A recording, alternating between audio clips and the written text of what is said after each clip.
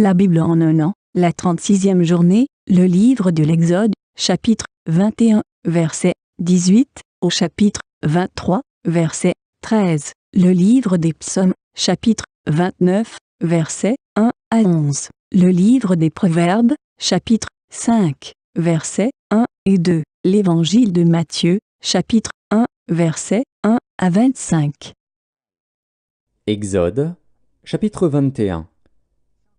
Si des hommes se querellent, et que l'un d'eux frappe l'autre avec une pierre ou avec le poing, sans causer sa mort, mais en l'obligeant à garder le lit, celui qui aura frappé ne sera point puni, dans le cas où l'autre viendrait à se lever et à se promener dehors avec son bâton. Seulement, il le dédommagera de son interruption de travail, et il le fera soigner jusqu'à sa guérison. Si un homme frappe du bâton son esclave, homme ou femme, et que l'esclave meurt sous sa main, le maître sera puni. Mais s'il survit un jour ou deux, le maître ne sera point puni, car c'est son argent. Si des hommes se querellent, et qu'ils heurtent une femme enceinte, et la fassent accoucher, sans autre accident, ils seront punis d'une amende imposée par le mari de la femme, et qu'ils payeront devant les juges. Mais s'il y a un accident, tu donneras vie pour vie, œil pour œil, dent pour dent, main pour main, pied pour pied, brûlure pour brûlure, blessure pour blessure, meurtrissure pour meurtrissure. Si un homme frappe l'œil de son esclave, homme ou femme, et qu'il lui fasse perdre l'œil, il le mettra en liberté, pour prix de son œil. Et s'il fait tomber une dent à son esclave, homme ou femme, il le mettra en liberté, pour prix de sa dent. Si un bœuf frappe de ses cornes un homme ou une femme, et que la mort en soit la suite, le bœuf sera lapidé, sa chair ne sera point mangée, et le maître du bœuf ne sera point puni. Mais si le bœuf était auparavant sujet à frapper, et qu'on en ait averti le maître, qui ne l'a point surveillé, le bœuf sera lapidé, dans le cas où il tuerait un homme ou une femme, et son maître sera puni de mort. Si on impose au maître un prix pour le rachat de sa vie, il payera tout ce qui lui sera imposé. Lorsque le bœuf frappera un fils ou une fille, cette loi recevra son application. Mais si le bœuf frappe un esclave, homme ou femme, on donnera 30 sicles d'argent au maître de l'esclave, et le bœuf sera lapidé. Si un homme met à découvert une citerne, ou si un homme en creuse une et ne la couvre pas, et qu'il y tombe un bœuf ou un âne, le possesseur de la citerne payera au maître la valeur de l'animal en argent, et aura pour lui l'animal mort. Si le bœuf d'un homme frappe de ses cornes le bœuf d'un autre homme, et que la mort en soit la suite, ils vendront le bœuf vivant et en partageront le prix. Ils partageront aussi le bœuf mort. Mais s'il est connu que le bœuf était auparavant sujet à frapper, et que son maître ne l'ait point surveillé, ce maître rendra bœuf pour bœuf, et aura pour lui le bœuf mort. Exode, chapitre 22. Si un homme dérobe un bœuf ou un agneau, et qu'il l'égorge ou le vende, il restituera 5 bœufs pour le bœuf et 4 agneaux pour l'agneau. Si le voleur est surpris dérobant avec effraction, et qu'il soit frappé et meurt, on ne sera point coupable de meurtre envers lui. Mais si le soleil est levé, on sera coupable de meurtre envers lui. Il fera restitution. S'il n'a rien, il sera vendu pour son vol. Si ce qu'il a dérobé, bœuf, âne ou agneau, se trouve encore vivant entre ses mains, il fera une restitution au double. Si un homme fait du dégât dans un champ ou dans une vigne, et qu'il laisse son bétail paître dans le champ d'autrui, il donnera en dédommagement le meilleur produit de son champ et de sa vigne. Si un feu éclate et rencontre des épines, et que du blé en gerbe ou sur pied, ou bien le champ, soit consumé, celui qui a causé l'incendie sera tenu à un dédommagement.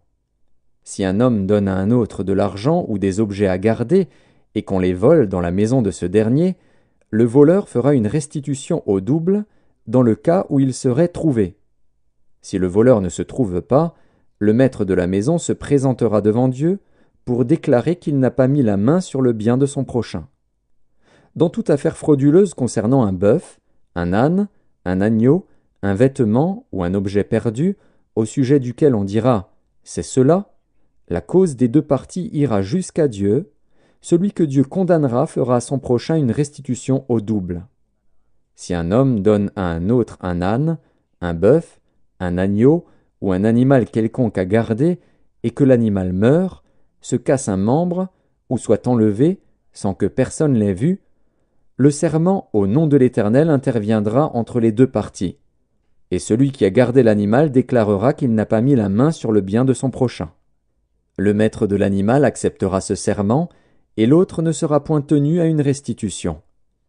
Mais si l'animal a été dérobé chez lui, il sera tenu vis-à-vis de son maître à une restitution. Si l'animal a été déchiré, il le produira en témoignage, et il ne sera point tenu à une restitution pour ce qui a été déchiré. Si un homme emprunte à un autre un animal, et que l'animal se casse un membre ou qu'il meure, en l'absence de son maître, il y aura lieu à restitution. Si le maître est présent, il n'y aura pas lieu à restitution. Si l'animal a été loué, le prix du louage suffira. Si un homme séduit une vierge qui n'est point fiancée et qu'il couche avec elle, il payera sa dot et la prendra pour femme. Si le père refuse de la lui accorder, il payera en argent la valeur de la dot des vierges. Tu ne laisseras point vivre la magicienne. Quiconque couche avec une bête sera puni de mort. Celui qui offre des sacrifices à d'autres dieux qu'à l'Éternel seul sera voué à l'extermination. Tu ne maltraiteras point l'étranger, et tu ne l'opprimeras point, car vous avez été étrangers dans le pays d'Égypte. Tu n'affligeras point la veuve, ni l'orphelin. Si tu les affliges, et qu'ils viennent à moi, j'entendrai leurs cris. Ma colère s'enflammera, et je vous détruirai par l'épée. Vos femmes deviendront veuves, et vos enfants orphelins. Si tu prêtes de l'argent à mon peuple, au pauvre qui est avec toi, tu ne seras point à son égard comme un créancier, tu n'exigeras de lui point d'intérêt. Si tu prends en gage le vêtement de ton prochain, tu le lui rendras avant le coucher du soleil. Car c'est sa seule couverture, c'est le vêtement dont il s'enveloppe le corps. Dans quoi coucherait-il? S'il crie à moi, je l'entendrai, car je suis miséricordieux. Tu ne maudiras point Dieu, et tu ne maudiras point le prince de ton peuple. Tu ne différeras point de m'offrir les prémices de ta moisson et de ta vendange. Tu me donneras le premier-né de tes fils. Tu me donneras aussi le premier-né de ta vache et de ta brebis. Il restera 7 jours avec sa mère. Le 8e jour, tu me le donneras. Vous serez pour moi des hommes saints. Vous ne mangerez point de chair déchirée dans les champs. Vous la jetterez aux chiens. Exode, chapitre 23. Tu ne répandras point de faux bruits. Tu ne te joindras point aux méchants pour faire un faux témoignage. Tu ne suivras point la multitude pour faire le mal. Et tu ne déposeras point dans un procès en te mettant du côté du grand nombre pour violer la justice. Tu ne favoriseras point le pauvre dans son procès. Si tu rencontres le bœuf de ton ennemi ou son âne égaré, tu le lui ramèneras. Si tu vois l'âne de ton ennemi succombant sous sa charge, et que tu hésites à le décharger, tu l'aideras à le décharger. Tu ne porteras point atteinte au droit du pauvre dans son procès. Tu ne prononceras point de sentence inique, et tu ne feras point mourir l'innocent et le juste, car je n'absoudrai point le coupable. Tu ne recevras point de présents, car les présents aveuglent ceux qui ont les yeux ouverts et corrompent les paroles des justes. Tu n'opprimeras point l'étranger. Vous savez ce qu'éprouve l'étranger, car vous avez été étrangers dans le pays d'Égypte. Pendant 6 années, tu ensemenceras la terre, et tu en recueilleras le produit. Mais la 7e, tu lui donneras du relâche, et tu la laisseras en repos. Les pauvres de ton peuple en jouiront, et les bêtes des champs mangeront ce qui restera.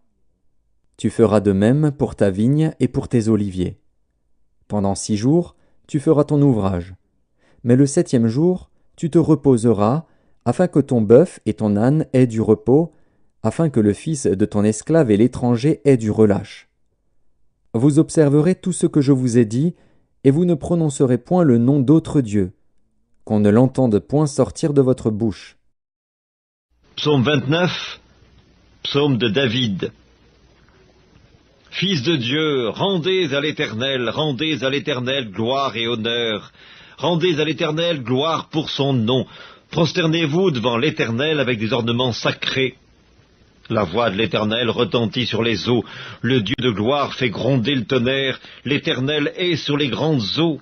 La voix de l'Éternel est puissante, la voix de l'Éternel est majestueuse, la voix de l'Éternel brise les cèdres, l'Éternel brise les cèdres du Liban. Il les fait bondir comme des veaux, et le Liban et le Sirion comme de jeunes buffles.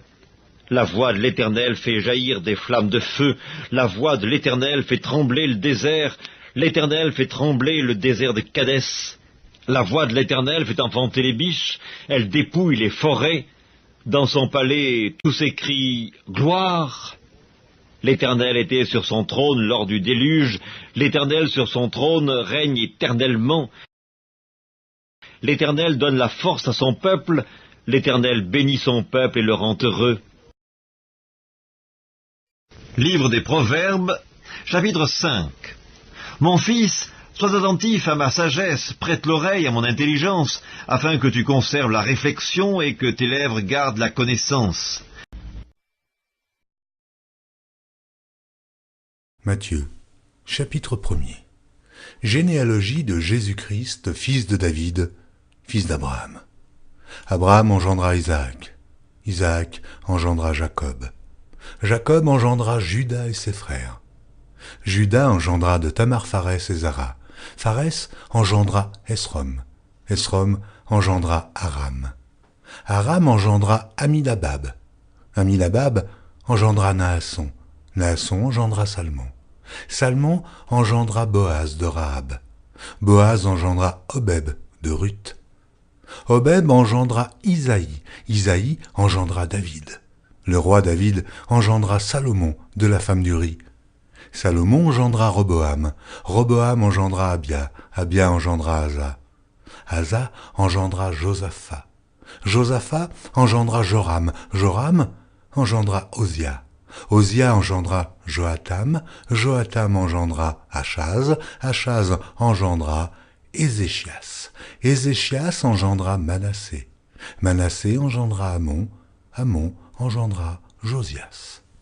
Josias engendra Jéconias et ses frères, au temps de la déportation à Babylone. Après la déportation à Babylone, Jéconias engendra Salatiel. Salatiel engendra Zorobabel. Zorobabel engendra Abiud. Abiud engendra Éliakim. Éliakim engendra Azor. Azor engendra Sadoc. Sadoc engendra Hachim. Hachim engendra Éliud. Éliud engendra Éléazar.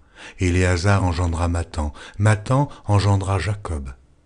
Jacob engendra Joseph, l'époux de Marie, de laquelle est né Jésus, qui est appelé Christ. Il y a donc en tout 14 générations depuis Abraham jusqu'à David, 14 générations depuis David jusqu'à la déportation à Babylone, et 14 générations depuis la déportation à Babylone jusqu'au Christ. Voici de quelle manière arriva la naissance de Jésus-Christ.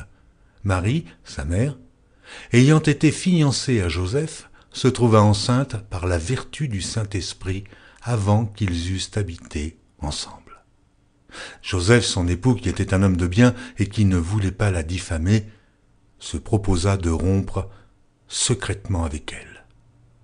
Comme il y pensait, voici, un ange du Seigneur lui apparut en songe et dit : « Joseph, fils de David, ne crains pas de prendre avec toi Marie, ta femme, car l'enfant qu'elle a conçu vient du Saint-Esprit. Elle enfantera un fils, et tu lui donneras le nom de Jésus, c'est lui qui sauvera son peuple de ses péchés. » Tout cela arriva afin que s'accomplît ce que le Seigneur avait annoncé par le prophète. Voici, la Vierge sera enceinte. Elle enfantera un fils et on lui donnera le nom d'Emmanuel, ce qui signifie Dieu avec nous. Joseph, s'étant réveillé, fit ce que l'ange du Seigneur lui avait ordonné, et il prit sa femme avec lui. Mais il ne la connut point jusqu'à ce qu'elle eût enfanté un fils, auquel il donna le nom de Jésus.